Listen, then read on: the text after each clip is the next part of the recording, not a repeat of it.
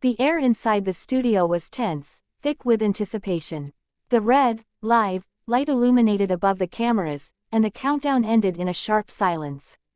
The show was titled Crossfire Truths, but tonight, it might as well have been Crossfire Carnage. Sitting across from each other were two figures with reputations that preceded them. Steve Bannon, the firebrand former Trump advisor known for conspiratorial theatrics, and Congresswoman Jasmine Crockett, the bold, unapologetic Texas Democrat rising swiftly through the political ranks for her relentless intellect and fearless style. From the start, Bannon looked confident. He wore a smug half-smile, leaning into the desk as though this was just another routine takedown of the liberal machine. The moderator, Kelly DeMarco, welcomed the audience and posed her first question, aimed directly at Bannon. Mr. Bannon, you've called the January 6th investigation a political weapon against patriots. Can you explain what you meant? Bannon didn't hesitate. Of course, Kelly. What we saw on January 6th wasn't an insurrection, it was citizens standing up for their country. And this committee, these Democrats, they're trying to criminalize people who love America. It's a sham. It's lawfare. He gestured toward Crockett without even looking at her. And people like her are just pawns. She's reading a script. Crockett sat still for a beat, her head slightly tilted. Then she blinked, calmly placed her pen down, and smiled, not the kind of smile you give when you're amused, but the kind that comes right before a verbal execution. Let me get this straight, she began slowly, her voice like silk laced with steel. You're calling violent mobs crashing through Capitol windows, assaulting police officers, and chanting for the hanging of the vice president, patriotic. Bannon scoffed. That's not what happened. You're twisting the narrative like the mainstream always does. Crockett didn't break her gaze. No, Steve, I'm reciting facts. Federal charges, sworn testimonies, your own podcast on January 5th where you told your audience, verbatim, all hell is going to break loose tomorrow. Do you deny saying that? Bannon shifted in his seat, caught off guard by her precision. That's taken out of context.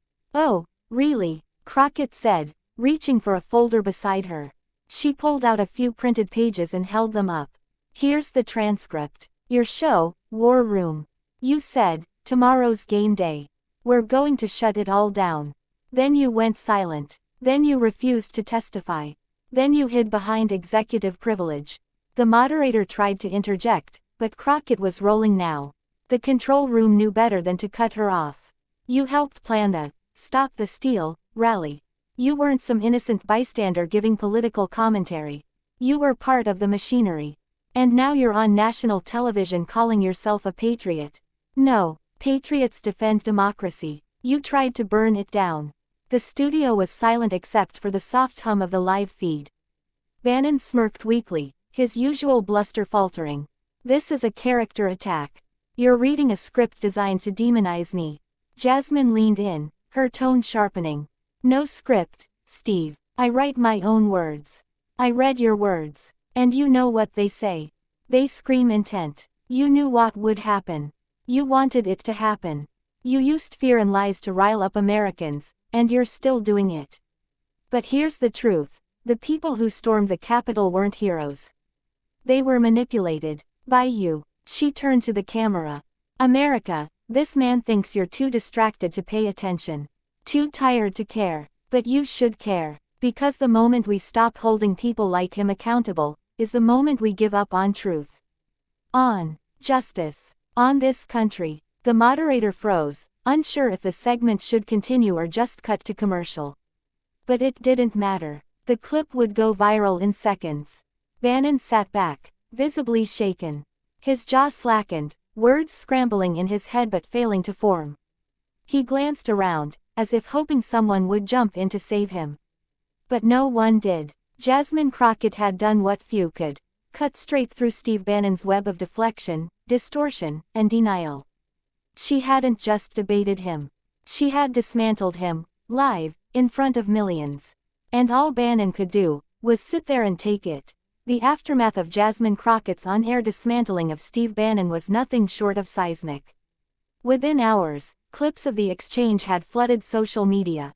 On TikTok, Gen Z users mashed her takedown with dramatic music and captions like, "Mother is mothering," while political commentators on both sides scrambled to respond. Twitter, now X, saw hashtag Crockett vs Bannon climb to the top of global trends. And Bannon, for once, he wasn't speaking. On Capitol Hill, Jasmine Crockett's phone wouldn't stop buzzing. Texts came in from fellow members of Congress, civil rights leaders, and even celebrities. One message from a prominent late-night host simply read, "Tell Steve I said hello from the floor." But Crockett didn't bask in the spotlight. In fact, she told her team that morning, "It's not about me. It's about not letting lies win."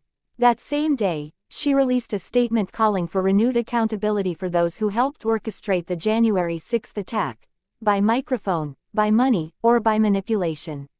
The statement was picked up by every major outlet, but the message was clear and concise: disinformation is not debate. It's deception. Meanwhile, Bannon tried to regain his footing. On his podcast War Room, he appeared visibly tense, speaking faster than usual, and lashing out at Crockett as part of what he called a deep state theater act. But even his usual followers weren't all buying it. In the comments section, some asked, "But why didn't you answer her questions?" Others posted Crockett's quotes with laughing emojis. He had been publicly cornered, and the cracks were showing. As the week unfolded, Crockett appeared on MSNBC's The Readout with Joy Reid, who welcomed her with mock reverence. "Congresswoman Crockett, did you know you were going to make Steve Bannon forget how to speak English?" Jasmine laughed, but her tone quickly grew serious. "Joy, I didn't go there to humiliate anyone. I went there because people like Steve Bannon are still pushing dangerous narratives, and those narratives aren't harmless. They're tearing this country apart." She then laid out an idea that had been brewing in her office for months, a proposed bill that would require public-facing media outlets, including political podcasts and live streams, to disclose when knowingly false or misleading claims are repeatedly shared to incite political unrest. She called it the Truth and Accountability in Media Act. Her team knew it wouldn't pass easily, not with the current polarization in Congress, but the public momentum was behind her. Within 48 hours, over 100,000 signatures supported the bill's concept. Voters from across party lines, Democrats, independents, even some traditional Republicans, were tired of the chaos. Tired of people like Bannon spewing fire and retreating from responsibility. Back in his own corner, Bannon launched an attack campaign, calling Crockett a Democrat attack dog, and a radical Marxist with good PR. But it backfired. The more he ranted, the more people rewatched the video where he sat stunned, jaw hanging, unable to recover. It became a meme. One YouTuber recreated the moment in claymation. Even Saturday Night Live couldn't resist doing a sketch with an actress playing Crockett coolly sipping tea while a babbling Bannon character melted into his seat. Behind the scenes, conservative strategists were growing nervous. "She's not just sharp, she's media savvy," one GOP consultant admitted privately. "She knows how to drop a hammer and walk away like a movie hero." Crockett, meanwhile, continued pressing for legislative action, appearing at civic events, youth town halls, and bipartisan media panels. She didn't gloat about what had happened, she contextualized it. "This isn't about me and Steve Bannon," she said at a town hall in Houston. "It's about the people who believed his words and stormed the Capitol. It's about the families who lost loved ones that day.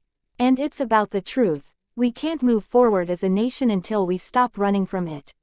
In the months that followed, her influence only grew. She was asked to speak at law schools and civil rights forums. Time magazine ran a cover story titled, "The Truth Teller: How Jasmine Crockett is Changing the Political Conversation." As for Bannon, though he still hosted War Room, his credibility had been bruised. Every time he tried to attack someone, people brought up that night, the moment Crockett reduced his defiance to silence. One clip, where he stared at her in disbelief, had racked up over 45 million views. The most liked comment under it read, "When truth enters the room, lies lose their voice." And for once, in the world of cutthroat politics, it wasn't just the loudest voice that won. It was the sharpest, the most informed, and the most fearless. It was Jasmine Crockett.